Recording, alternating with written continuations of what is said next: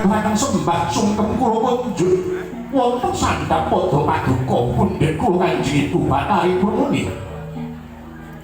Iwan susmono kadru wis kalbar lagi. Anakku wong bagus Dewa Srani. Ya kula ora dadi boyo manopo. Sira ngaturake pangabekti marang ibu. Wis ndak tampa nggih Dewa Srani. Agawe bombong jroning nala. Ora liwat pangestunipun ibu kebataan panono yo nggih anakku wong bagus Dewa Srani. Inggih ibu.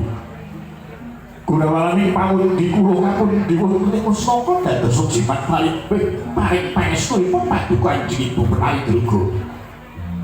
Monggo dhisik Dewa Srani. Sesambungan kelawan kang sira aturake ana ing ngarep panjang swangun beda kelawan padanan tiba iki kang tanpa maniwara dadane kaget biasipun ibu Dewa Srani katiti saka punging mimba jaiting netra lekring Madana putraku bagus unggul malaya sajak ana kang dipikir sajak ana kang dipenggalih Dewa Srani aja nganggo iki hari ngulpung bagus anakku lanang tunggul malaya Paturo. Yen to sira terbi panyuwun kelawan kulit tunggal tenage maturo nggih Dewa Srani. Inggih Bu. Kula pangapunten sadèrèngipun Ibu. Menawi kula matur walaka wonten ngarsa paduka Kanjeng Ibu Bathari Durga. Kula puspita paduka boten paring bunduk lan boten paring duka. Dumateng atur kula menika mangke Bu. Jagat Dewa Bathara tobat Dewa Srani ora-orane pun ibu bakal paring tungkolan bebendung lawan jenengipun sira mono anakku anak kang dados ngani dasare wis kasembadan mengku kali kamukten kali bapak negara tunggul malaya ora tenage Dewa Srani sira terbi panyuwun apa Dewa Srani wong bagus. Ibu kula kepingin sambut susahane kromo ibu. Kula kepingin amengku sipating garwa. Swados langkung anyokrati langkung wibawa. Ambal dendha anggih kula nyokrati wonten negari Tunggul Malaya. Nyatanipun menawi kanthi saking yuswa dasaripun kula menika sampun pantes amengku sipating garwa. Ibu kula kepengin amungkasi Raden Jaka kula kepengin sambut susahane kromo ibu. Betul jagat Dewa Bathara anakku wong bagus Dewa Srani. Pun ibu mangsa bombong lan bungah sira kula. Terbi pancoba kaya mangkono. Bener sing dadi atur kula. Sira wis pantes mengko sipating garwa utawa sipating manodya. Marate dadi yen to putri anake ratu endi? Atmajan Nalendra endi Dewa Srani? Silih pidodari pisan. Tak rasa uga bakal ngawujud. Sabab jeneng kita ngono ya tecak. Ora sing jawata. Yen to anake pandhita endang sapa sing dadi sesilihe? Ibu, nyuwun pangapunten. Printen dalu yen tansah anggoda adeking Kanalendran kula nggih kula wonten negari Tunggul Malaya parasanes. Atmajanipun pitulung Sang Hyang Bathara Brahma ingkang imangan Hargadawana. Inggih menika Bathari Dresana ing badhe kula elake Ibu. Dewa Srani.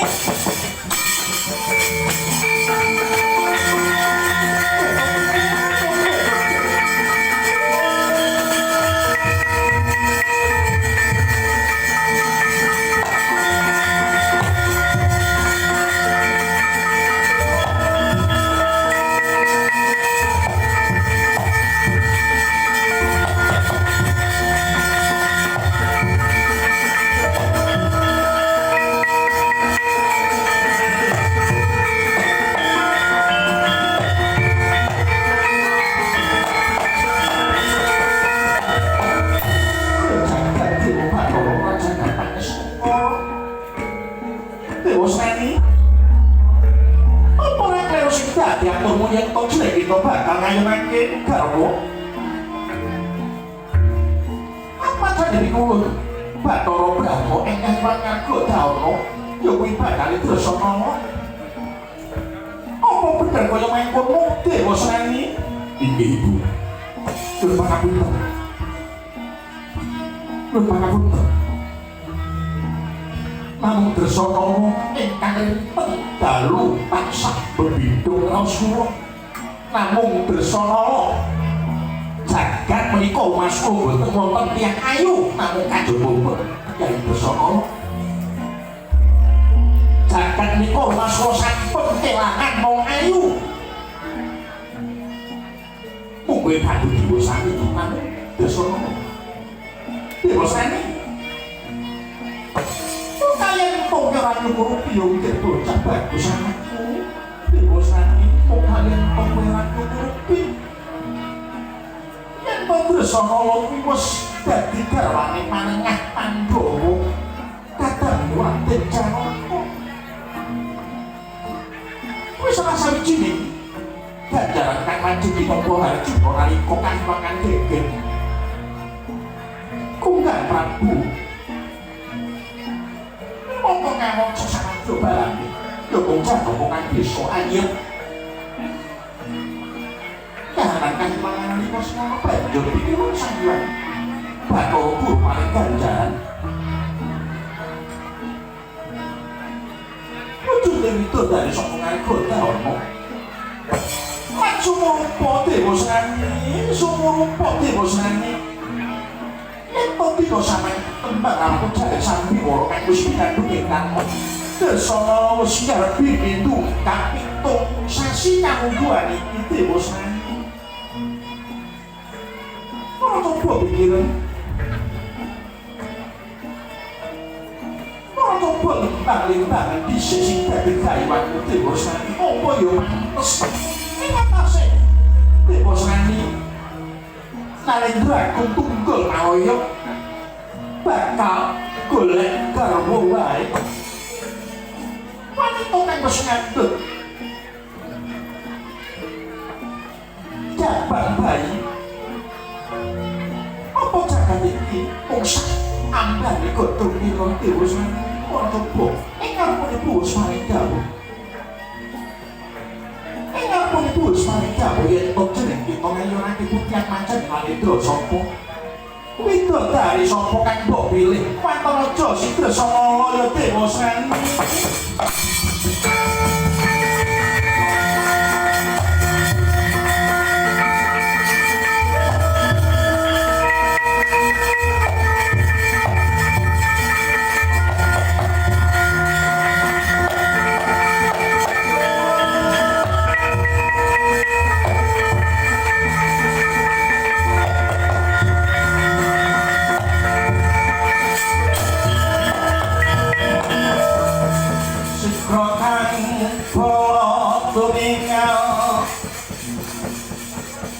aparang campuh sami medali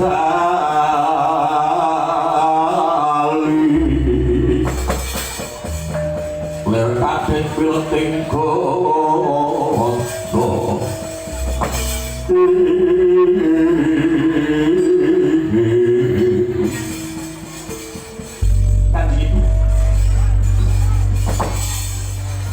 kegayuhan kula menika kegayuhan ingkang suci, kegayuhan ingkang luhur. Katresnan kula dhumateng Nyai Bathara Drasanala menika boten king pinambengan malih. Ujaring para pinter, ujaring para wingasus, ujaring para sarjana kang sujane budi. Jeneng katresnan kuwi uriping jiwa kang luhur ora kena. Disupur lan ora kena tinampik peparingi Gusti kang Maha Kawasa. Paribasan dipun daduma kula nggih badhe medhot dipun panalangana kula nggih badhe medhot. Lengen niku Ibu. Sing sinten malih nek kula tangisi namung paduka Kanjeng Ibu. Monggo Ibu. Ugi paduka welas dumateng kula para paduka ginakaken 1000 cara supados kula kasembadan karo Kyai Dresana.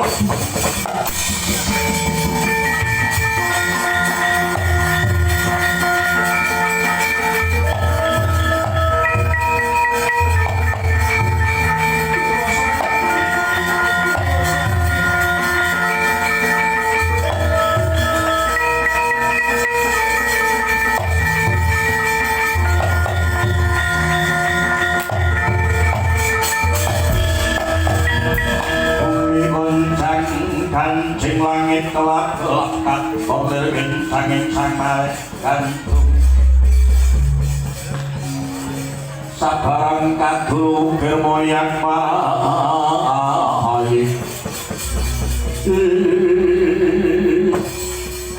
Sejati ini pun kurang tolong Pun ibu ngerti yang togaiwan Kanggo yang makin ini nambahan Akin yang tulus nanging Tibos nanging Kue kudu eling Dirosane kowe kudu eling. Tumindak kowe iki nalise songkre bener. Dirosane tumindak kowe iki rumput yo nggih dirosane. Lepak mungguhipun tiyang ingkang mastani nanging bener mungguhipun dirosane. Kados ingkang kula aturaken boten ngajeng. Badhe kados pundi dipun dadunga kula nggih pedhot dipun palangana kula nggih rumpet. Dewasani Dresana kuwi dadi bojone panenging Pandhawa dadi garwane Raden Janaka. Mbok iya golek wanita Dresana Dewasani. Mboten Ibu. Namung Nyai Dresana ingkang badhe kula nyerekken. Oleh paduka mboten sabiyantu dhumateng kentek lan nyakuan nggih kula badhe garwa Nyai Dresana Ibu monggo Ibu. Para paduka mejahi teng putra kula pun dewa sami pawon.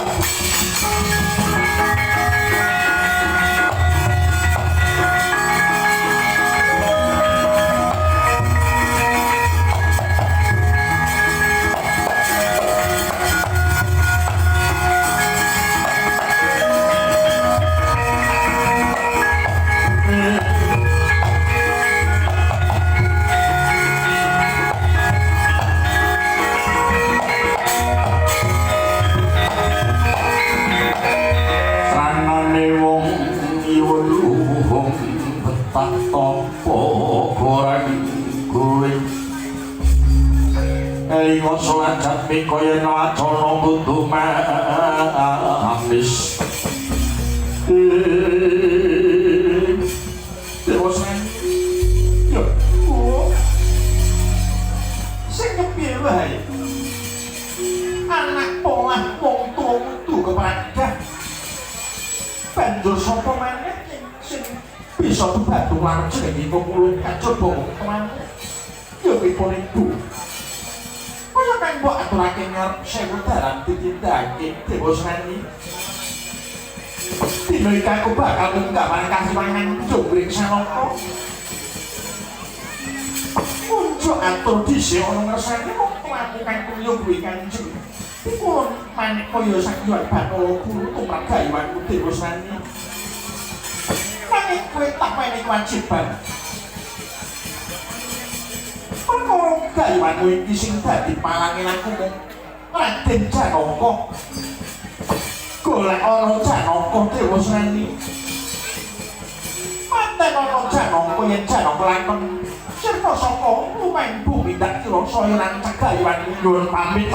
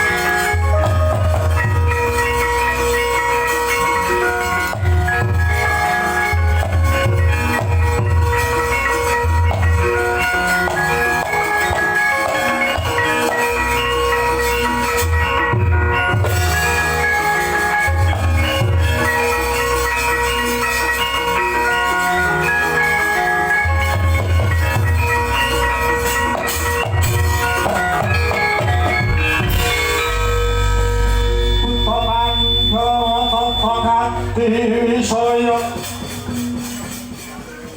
Indrian sosoro maruto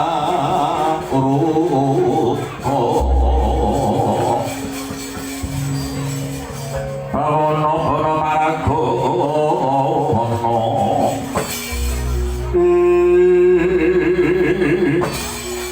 abdiku patih gaono yakso kula nonton pementiku anak Prabu Dewa Salangi nimbali abdi paduka kula pun gaono yakso wektu dina samengku ana kewajiban kang kudu disangkul Wadyabala Tunggul Malaya mugi kepareng paduka paling jauh sesanggeman menapa ingkang kedah dipun sangkul wadya saking Tunggul Malaya lho golek ana endi dununge panengah Pandhawa Raden Janaka menawi sampun kepanggih Raden Janaka tuglen gulune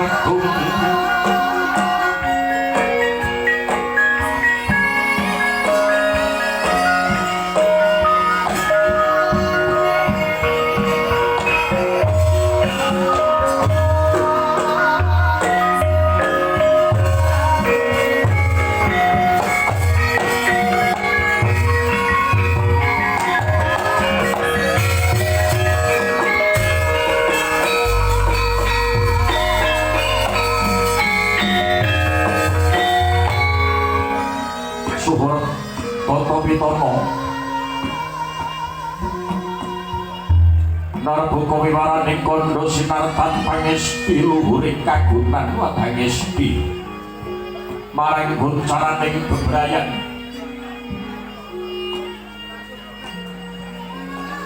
hal miwiti lakon saratri kapiji saking Serat Mahabharata ninggih jagating wayang Purwa ingkang dayane paweh pepadhan labeting mriku sinungtul piwulang lan pralamban palumpi ning agesang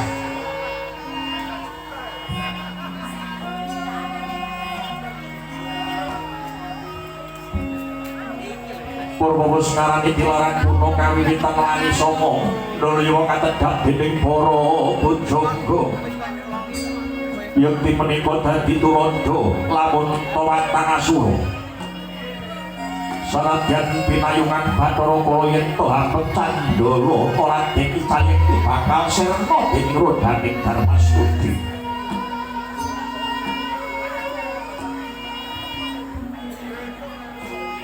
Pinggit Purwa bilar ngrumpaka lakoning janma pramila pawasrening imbo isining jagat Kelerkan binatang bane tawangi rondo lan awang-awang tembok kaesti minangka bumi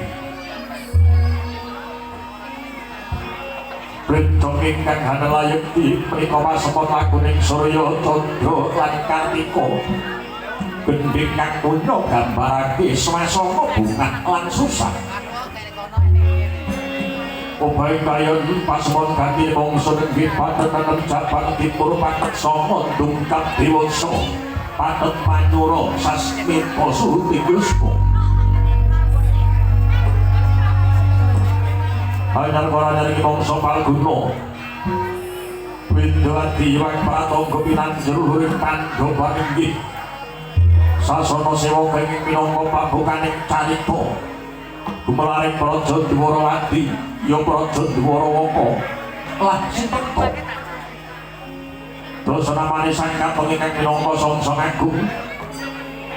Wenang kembat pradata luhur. Yen diwisana pelahane dhewe yen to dewa awisik pandhita peparang ratu wenang hajejuluk.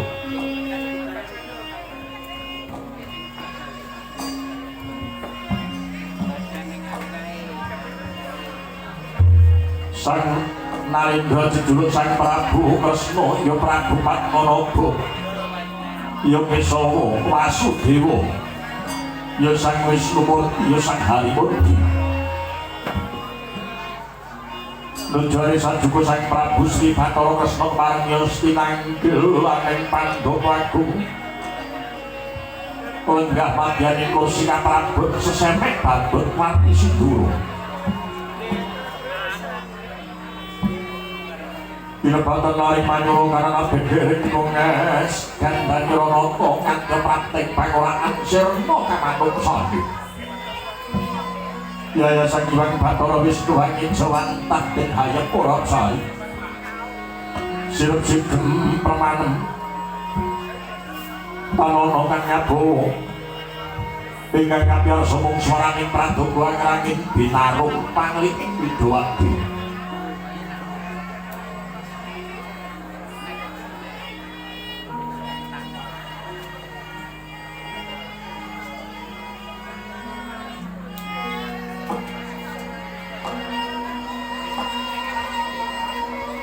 Lasi tentang kakak tinggal mabukuh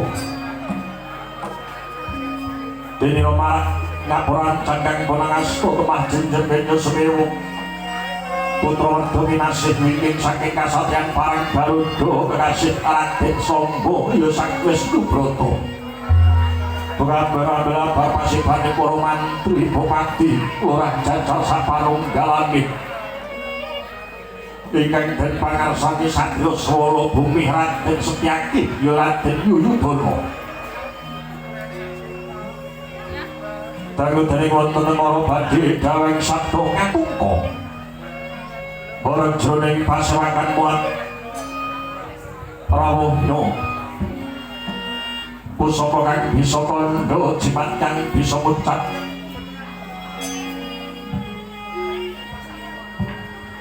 Kyai Badranaya Semar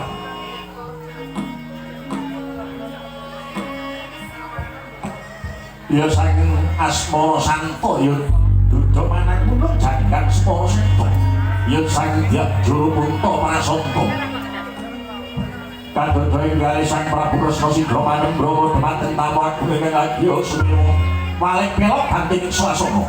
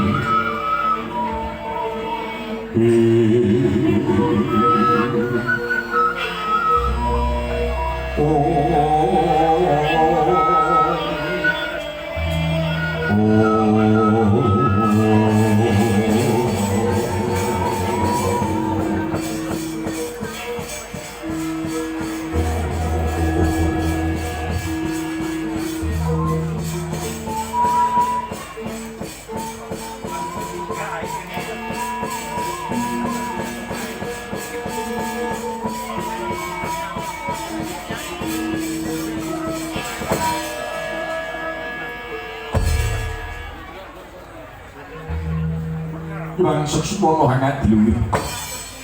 Muga tansah paringa pengayoman marang panjenengan ingsun. Nuwun. Mangkono Kakang Pikulun Bathara Semaya ya Kakang Badranaya Semar. Durung suwe rawuh pepundhen Kakang Dempra Kaki Badranaya Semar. Panjenengan ingsun ngaturake kalaharjan kunjuk jengandika Kakang Badranaya Semar ya Kakang Pikulun Semaya. Berkek sadurita. Nggih. Sinuwun. Kalih sing ngrubi delampah puluhan niskala. Kalih sing ngrubi delampah puluhan niskala. Boten langkung. Kula ngaturaken sungkem kula unjuk paduka sinuwun Prabu Sri Bathara Kresna. Kakang Pikulun Bathara Semaya ya Kakang ora liwat dak tampa. Kanthi bombong birawane panggalih Kakang muga jengandika penake anggone pinarak Kakang Badranaya Semar iki ana dina pasrakan agung ana Praja Ndwarawati Kakang. Sampun boten kirang sekeca. Anggen kula sowan ngabiyantara wonten ngarsa paduka. Sinuwun Prabu Sri Bathara Kresna. Kula sangga kelawan Yai Setyaki kepenak nonggonku seba ana dina pasrakan kalungguhan iki. Putraku marang Garuda kelawan kadangku ing Sewala Bumi. Ya wong dodoji sampun boten kirang sekeca sawanipun putraku pun sombong. Boten langkung ngaturaken pangabekti unjuk paduka Kanjeng Rama Putraku. Semanten ugi rayi paduka ing Sewala Bumi. Monggo Prabu sampun boten ngiring tiyang secanggih kula sawan abiyantara wonten ngarsa paduka Kanjeng Rama Prabu sugeng kula mugi katur. Ya Kang. Sangga kelawan Nyai Setyaki sedaya tampa gawe bombong jroning nala. Kakang Semar andhadhani kaget. Ya sabab rawuh jengandika Kakang Badranaya Semar tanpa nganggo stolo dhisik. Mula Kakang mangkono Kakang Pikulun denagi paring dawuh katon semengko rawuh ganti rawuh paduka ana ing negara Ndwarawati dina samangko Kakang. Nggih. Kanjeng Sinuwun. Nggih, leres ingkang dados dawuh paduka Kanjeng Sinuwun Sri Bathara Kresna. Panjenipun kula damel beda anggen kula sowan wonten negari Ndwarawati. Yakinipun wonten bab ingkang maksud sinandi ingkang badhe kula ngaturaken wonten ngarsa paduka. Yen kaya mangkono Kakang mula denagi sadurunge paduka bajpati dawuh pangandikan ndak derake ngormati rasa ing sawetara. Muga Gusti Kang Maha Kawasa tansah paring tuntunan kelawan paduka dene keluarga agung negara Ndwarawati Kakang. Andra ingkang puspita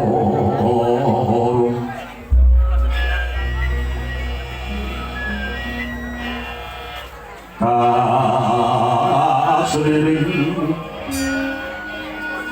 sami ana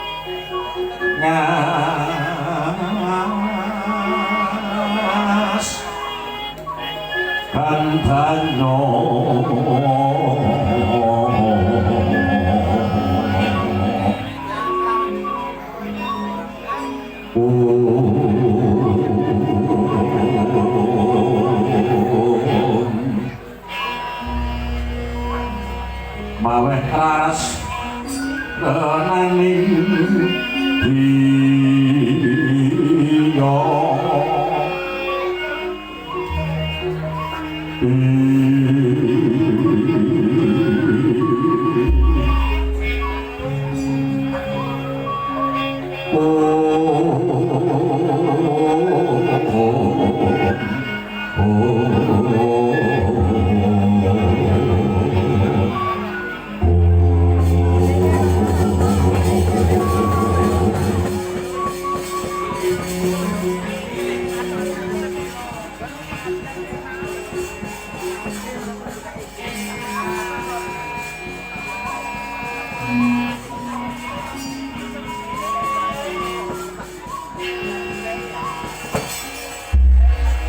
Gus Sinuwun Prabu Sri Bathara Kresna saran kula ingkang sepisan sampun kasembadan kula mertui kaiwanan tuwin kawilujenganipun sagung kula warga Purwadi syukur binagi sewu sedaya manggih ingkang tenteman tebih saking Rubeda ya sabab saka pangestu jengandika Kakang Badraya Semar kabeh warga atur saka Rubeda manggih kaiwanan manggih katonton mangkang nggih syukur binagi sewu ingkang salajengipun Gus estunipun kula sampun sawetawis wanci anggen kula anglang jagat jalak paningan Widri Bawana Gus nuwun pangapunten mboten jeneng kula niki lemah bengkah nyela-nyela niku mboten Gus Paduka sinuwun Prabu Sri Bathara Kresna kalih kula niku sampun jinangka lan kinodrat kersaning Gusti ingkang adamel jagat dados pamonging jagat Paduka menika jejering ratu mongko ratu menika tegesipun rak menika tegesipun jagat tu menika tegesipun ukoh utawi tuhu wakili jagat inggih namung Paduka titising Sang Hyang Wisnu titising Sang Hyang Suman Prajurit dewa ingkang menang antuk kabagyan dados sing mriki kula kalih Paduka sinuwun Prabu Sri Bathara Kresna niku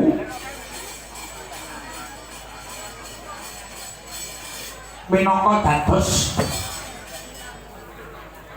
wakile inggih menika sang guru sejati nerusake tindak lampahe nerusake inggih menika labuhane mula Paduka nika titis Wisnu dhumateng utawi dewaning katentreman dewaning kabagyan kudu bisa gawe tentremipun kahanan wonten ing bebrayan niki Gus Kakang Semar ya aku bisa nampa sing dadi dawuh pangandika jigandika Kakang Pikulunuswaya Bathara Wisnu niku wajibane napa Gus Sang Hyang Bathara Wisnu niku kewajibanipun menapa rumeksa marang kahayon ning bawana paring pepadang marang wong kang nandhang pepeteng aweh banyu wong kasatan tulung ketemu kalunggan maluyaki wong kang nandhang sakit kinarya suka sagung kang nandhang prihatin Kakang ayo terus leres ingkang dados dawuh Paduka ingkang sinuwun kula badhe atur ingkang kados pekaten niku wonten sambung rapetipun kaliyan kahanan negari Ngamarta Gus mongko jagat sampun ngejeti yen to Ratu Ndrawati lan Pandhawa iku pasmone kaya kreta jaran lan kusire kreta jarane Pandhawa kusire Ratu Ndrawati mongko ing mangke negari Ngamarta pasmonipun kados nandhang pepek ingkang boten gampil sirna saking dayaning Maruta paduka ingkang dados kusire para Pandhawa kula suwun ampun enak kapienak enggah wonten praja kemawon Gus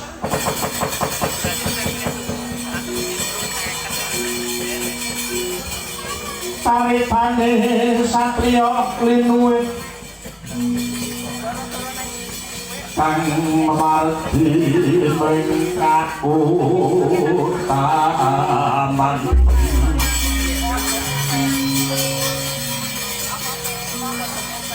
pambekan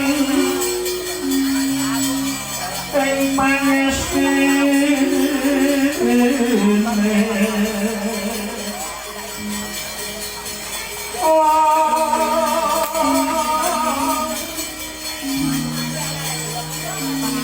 ngesti ayuning kayun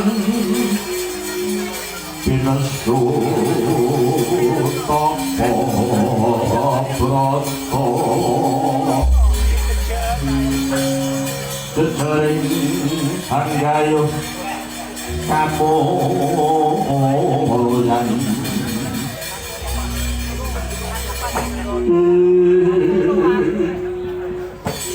jagat budi aku ora jagat pangestu kakang dipun batur semaya iki banget panuwunku lawan jingandika kakang pikulun sawetara panjenengan ingsun kalipun bisa maneh ngaturake banget panuwunku lawan jingandika kakang pikulun batur semaya tumrap kahanan negara Ngamarta kang wektu kalungguhan iki kaya dene kang tetaman mendung weteng saka pangrasaku ana sandurane kelawan bakal tumurune Sang Wiji Sejati kakang badhe tumebahipun Sang Wiji Sejati kakang pikulun kepala nyangka Wiji Sejati iki mengko kang bakal dadi sarana tentreming bawana lan bisa ngangkat derajate para kanggo tekane tanpa sengka tumibane tanpa kanana nyakmani bisa gawe kawibawan kang gedhe tumrap jagat iki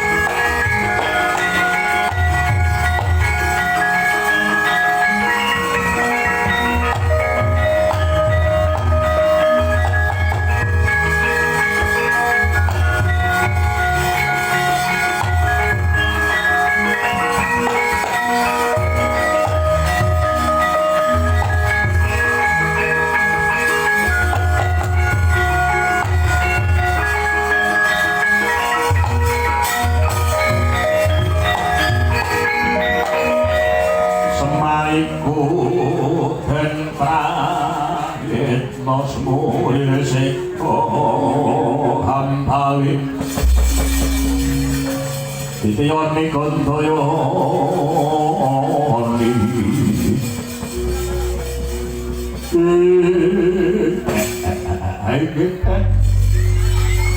pancen paduka niku nalindra ingkang titis panggrahitanipun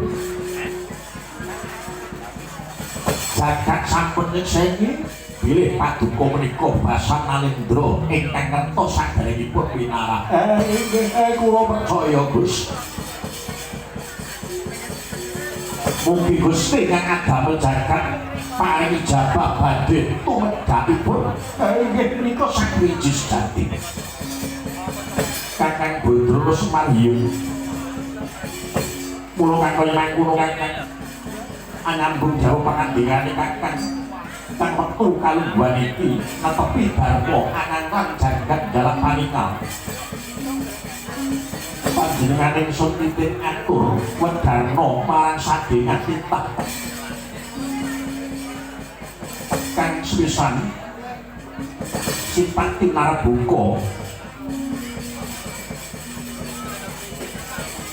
kang sepisan sifat tinarbuka lan ora ana kesele anggone padha kluru ngelmu becik ngelmu bebrayan lan ngelmu agama kang angka loro ngangkat derajat pangkat lan kaluhuran ora mung kanggo kamuktene diri pribadi nanging uga kanggo srana ajuning bebrayan lan kaprajan kang pengasan kakang purun ayo padha disuwun kanthi madhep lan mantep anggone padha bekti marang Gusti sing agawe jagat yo Kang.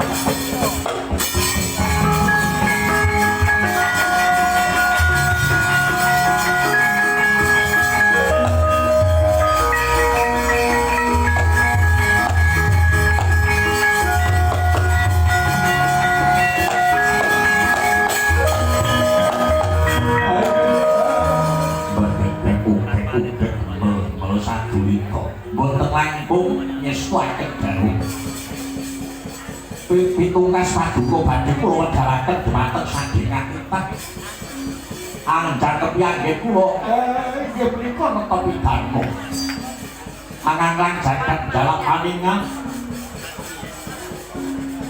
ya santos anggih kula badhe ngentosi badhe tumimbulipun sakwiji sejati yen ngaten Gus kula boten suwe mapan wonten karsa paduka mriki daya-daya kula nyuwun pamit nggih Gus kakang pikulun kasuwun aja daya-daya jeneng saka kalungguhan kepalinipun paduka ayo kakang ndak derekake lumebu jroning kedaton wigatine niku napa embul bujana ndrawina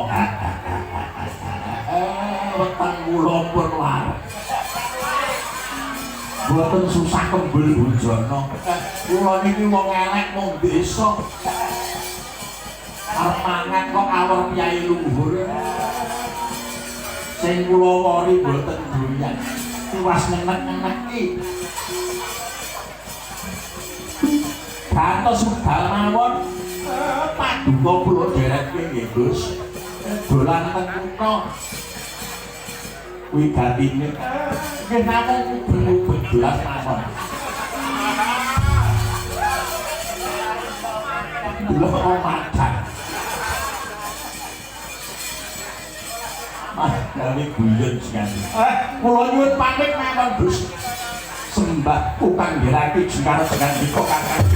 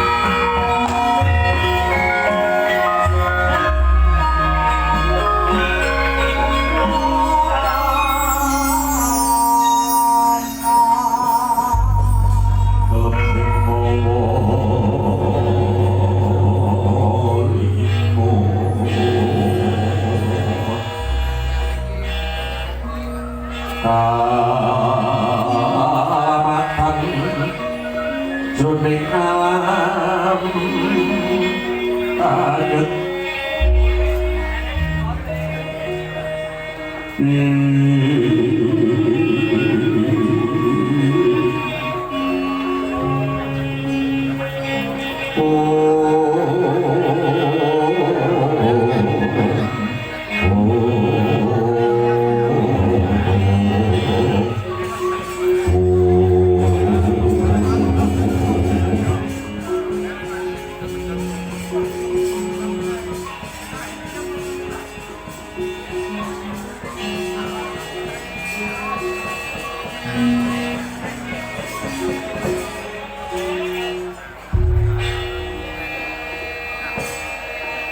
Yo jagat yo dilupato ora jagat panyesuko sakungkul iku den tukaran dempo bapak ayune junjul nusuli tanpa kanyono-nyono kaya suwane anak tuanak pringgot dan iku Gatut Kaca padha raja nggih samono praja Dwarawati iki kulo pringgot dan Gatut Kaca kawula muling nggih Prabu Prabu berkahan sumber madu kula Prabu kalis nur bitlampaku Prabu sungkem kula kunjuk madu kumpul niku Kanjeng Prabu Dwarawati kula tetukus dak kompak kaya bumbung jroning kawula kepenak kaya nggih Kanjeng Prabu Gatut Kaca sampun boten kirang sekitos wanipun kula madu kula Gatut Kaca Kanjeng Prabu Gatut Kaca tak sarang kantong semengko hanawong ganti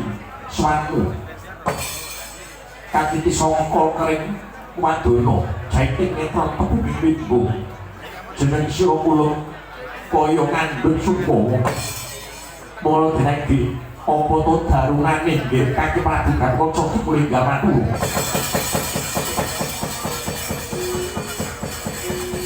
sanane wong nyuwun luhung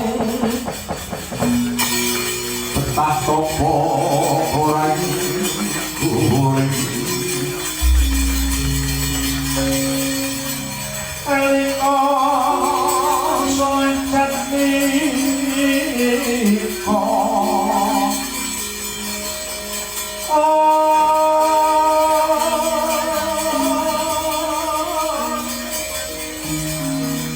elingo soncet niko yang matono kudu manis murih teteping samane manungsa sami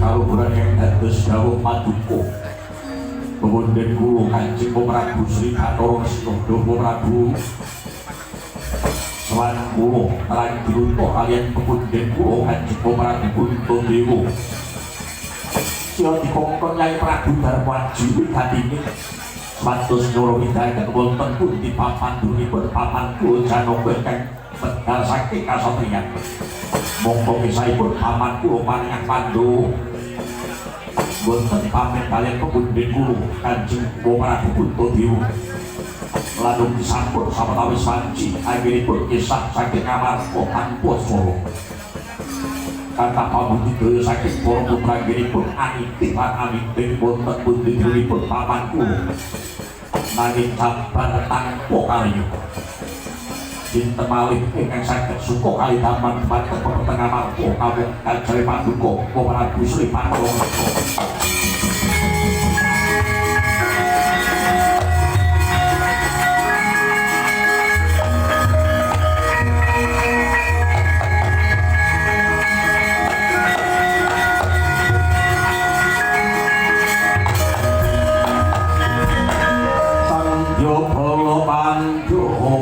kumulung mangung siring sapa pura kang manggung kesra kabeh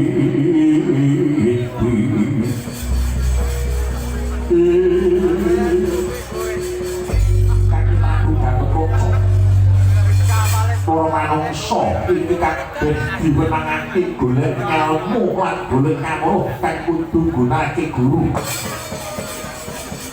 guru kuwi uga dumadi saka sapadane manungsa nanging kalebu lelakon ala lan becik yen to bisa den kawruhi saiki iku uga bisa dadi guru Gathotkaca mongko pemundhene Pandhawa mono kaya wis kurang-kurang kathek anggone nandhang pacumban lan nandhang Rama orang-orang kathek anggone nandhang pacumban lan nandhang Rama Kanjeng Prabu kancan kabeh minangka sarana lan dalan nggone pemundhene Pandhawa nampa sih kabagyan saka ngarsane Hyang Agung ndak sulkane banget jeneng sira muluk aja kuwatirake marang pamanmu panengah kang morca saka panggahan paribasan Pandhawa sedina pisah kaping 7 nanging yen to durung timbul perang Baratayuda jaya binangun Pandhawa maksih jangkep 5 lan jaya ing salaminya Gathotkaca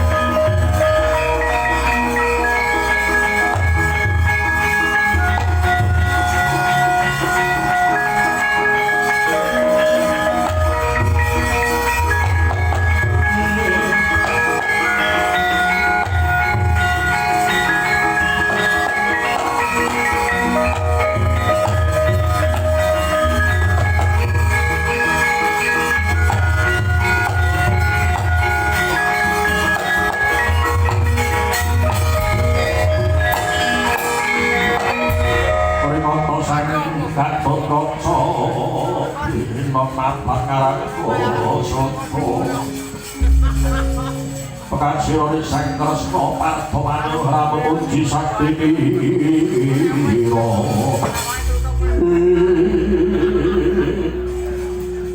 Prabu pacar kawan rasih manaku candharipun kados dene lumampah mati pangko kemamakan bersih marang Tuhan tu jauh hingga kulo pun bisa dikebun kulo Kanjeng Prabu Puntadewa Paduka kaduaning kalawu wonten ing Haring Amarta sareng salampaipun ing putra kulo pun Gathotkaca Prabu Kanjeng Prabu Gathotkaca ora-oranipun wong Brawati Bantal Swara wis wae dawuh timbalane wong manuk Pandhawa kuwi Kyai Prabu Puntadewa yen pancen mangkono Kanjeng Prabu ngenten ana panggilan jumbo nggih sadurungipun wujud saka praja pun bakal netepi wajib kang wis pinanci dhisik Barat disepakati datang siku wis wae dawuh kula nyuwun pamit tosi pati wonten Jawi Prabu duga-duga iku Gathotkaca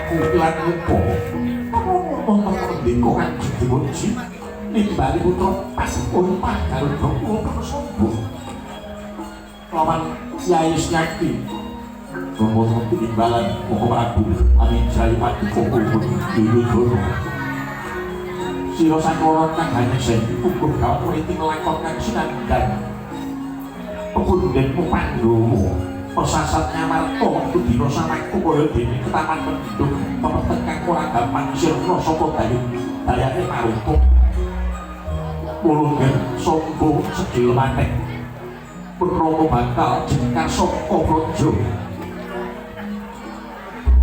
negara Ndorowanti tak pasrahke marang sira kula anakku anak Panggaruda kamupun kanjeng berlaku saking dawuh padipan diwuji kaya serampung sing dadi hati ing paslakan sinambi mungkur Yayi Sri Ibu Barno kang pun bagatun sing panjenengan ingsun bakal undur akedaton